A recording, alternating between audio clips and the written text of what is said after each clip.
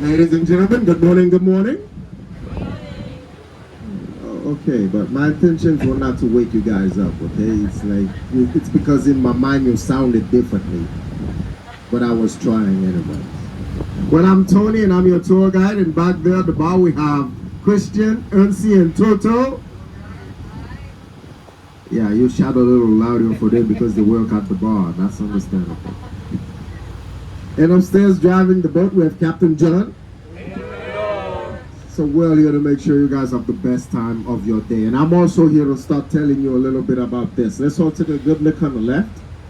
What you see here is Haiti. Well, this is actually the northern coast of Haiti. And Haiti is 1/3 of the island named Hispaniola. It's one island with two different countries.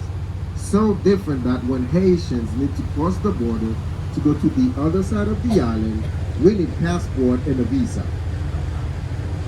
And 2/3 of the island is the Dominican Republic on the east, and up there they speak Spanish, and about 10 million people living over there. But here in Haiti, we speak Creole and French. Well, every one of us is born speaking Creole, but in order to be educated, we have to learn French, because books and schools are all in French. And we have 11 million people here in Haiti. So on Hispaniola, we have 21 million people.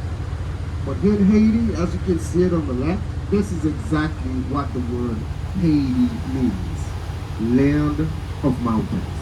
Because 85% of this country is mountains. And about 160 miles down south from here, that is Port-au-Prince, the capital of Haiti. And there are 2 million people living in Port-au-Prince alone. And Port-au-Prince is the part of this country you always